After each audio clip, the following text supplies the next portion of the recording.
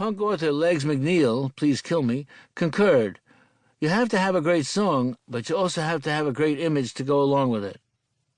There's the style, the swagger, the show, the song. But rock and roll also needs an image, as much as it needs a guitar and a mic. And this was even more true before the YouTube era, before the internet existed, even before Rolling Stone published its first issue. In small broadsheets and fanzines, on album covers and concert posters, the image has always been what helps draw the fans to the concerts. To me, my photos aren't just pictures, and the artists in them aren't just acts. I wasn't visiting the rock lifestyle as a journalist. I was living it. I've been lucky enough to work, travel, and become friends with many of the greatest artists in music. They became my extended family, my wonderful, crazy, wildly creative, and sometimes dysfunctional extended family. Like any family, we've had our ups and downs, experienced one another's triumphs and tragedies, and attended one another's weddings, birthday parties, and funerals. I've lost some of my most inspiring friends: John Lennon, Joe Strummer, Giorgio Gomelsky, Joey Ramone, so many, too many. But I made new ones as well: Billy Joe Armstrong, Supla, Jesse Malin, the unofficial mayor of the Lower East Side. Because these people are my family, my stories about them aren't the usual ones. I know them as wildly talented, three-dimensional, and often perfectly ordinary people. My career has given me an intimate perspective that I hope comes through here. I reflect on taking the first photos of John and Yoko's baby, Sean, going shopping with Tina Turner, and watching her cook dinner for her kids, sitting at the bar in CBGB with Johnny Rotten right after the Sex Pistols had broken up. And I'll never forget Debbie Harry kissing me on New Year's Eve in 1979 in Glasgow. All the time I hear from young people, I want to follow my dream. In Right Place, Right Time, I'll share what following one's dreams means to me. It means believing in yourself, giving up security, and taking chances. It means getting out there and living your life loudly. My own dream was simple. I wanted to take good pictures, to go to interesting places, and meet fascinating people.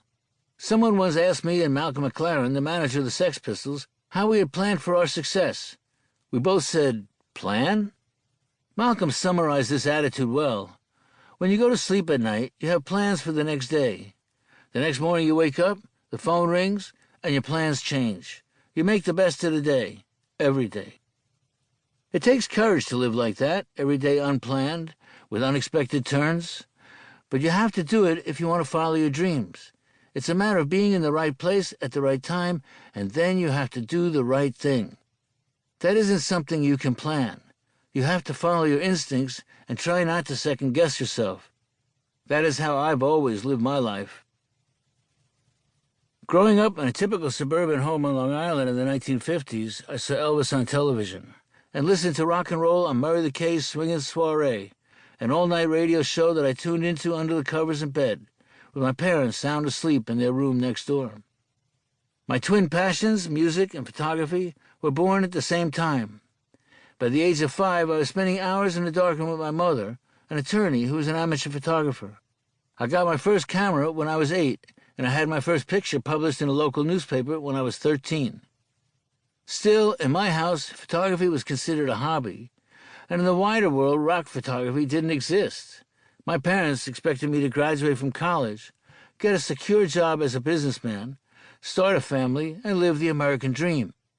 Instead, I dropped out of college at 19 and moved to Greenwich Village in 1965. I did not have a career plan.